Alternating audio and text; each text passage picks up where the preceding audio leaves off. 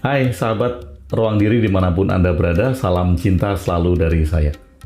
Sehat, bahagia, dan ceria tentu saja menjadi langkah-langkah yang mewarnai seluruh hidup Anda sampai di hari ini. Beberapa hari, bahkan beberapa minggu dalam masa pandemi COVID-19 ini, saya melihat banyak sekali teman-teman, sahabat-sahabat, dan masyarakat yang membuka usahanya melalui online. Menawarkan produk, berjualan, semuanya berganti menjadi online. Tentu saja ini menjadi satu hal yang bagus, di mana di dalam PSBB, pada masa-masa harus stay at home, pada masa-masa tidak bisa bertemu dengan klien-klien Anda, semuanya berubah menjadi online. Yang menarik perhatian saya adalah saat ini sedang terjadi kompetisi yang besar-besaran, bahkan kompetisi yang sangat besar. Persaingan atau kompetisi ini tentu saja diharapkan bisa dimenangkan oleh Anda yang menjual produk-produk Anda atau sedang memulai berjualan online. Siapapun juga. Tentu saja ini bukan tentang baik dan buruk, bukan tentang benar dan salah.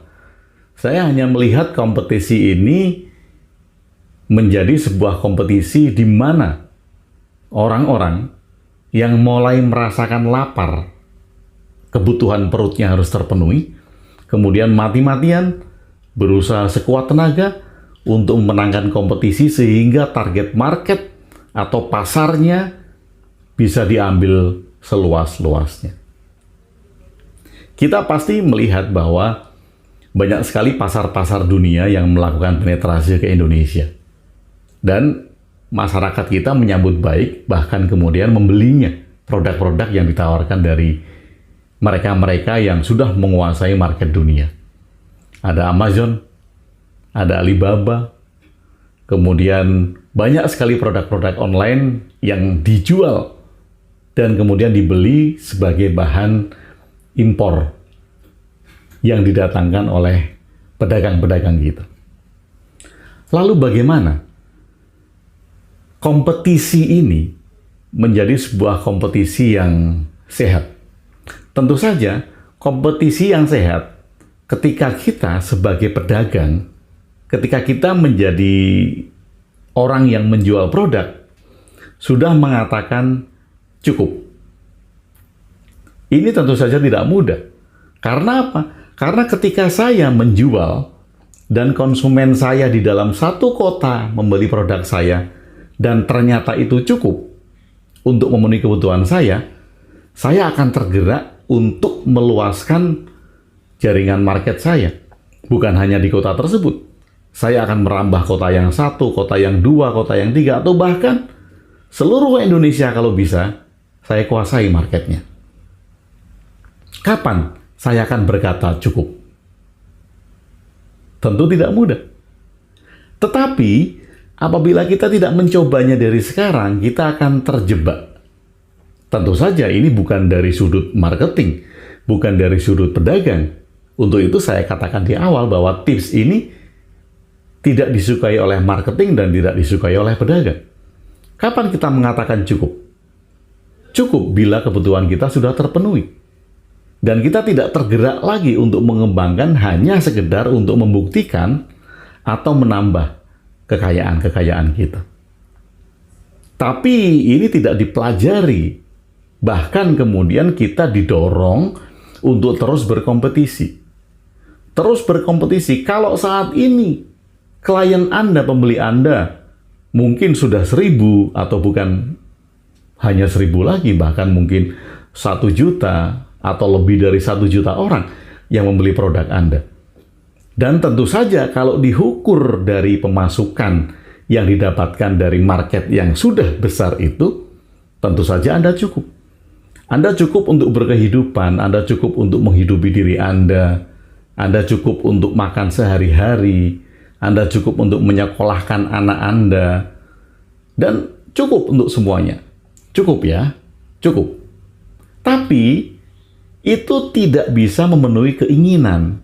Dan karena itu kemudian kita berlomba-lomba berkompetisi untuk semakin melebarkan sayap, untuk semakin melebarkan target market kita, sehingga bukan hanya satu kota, 2 kota, 3 kota, dan seluruh Indonesia, atau bahkan kemudian kita bertujuan dan mempunyai keinginan untuk melebarkan penjualan kita melintasi berbagai negara. Kita didorong untuk itu. Dan karena kita didorong untuk itu, mereka yang kecil-kecil sangat susah sekali untuk maju. Karena marketnya sudah diambil oleh mereka-mereka yang sudah besar.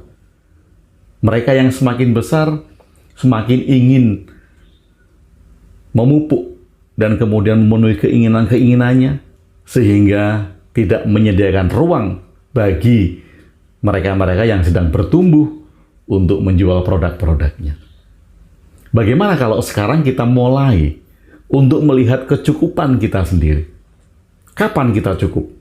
Dan kapan klien atau target market kita katakan cukup?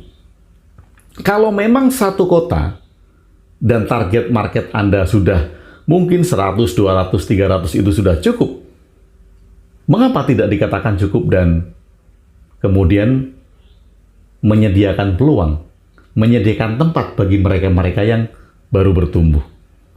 Cukup. Anda tidak perlu menguasai banyak kota, Anda tidak perlu menguasai market sebanyak-banyaknya. Karena apa? Karena Anda cukup. Setelah cukup, kemudian kita menyediakan tempat, menyediakan waktu, menyediakan peluang bagi mereka-mereka yang mau tumbuh. Kalau ini terjadi, artinya kita saling support. Kita tidak berkompetisi secara membabi buta.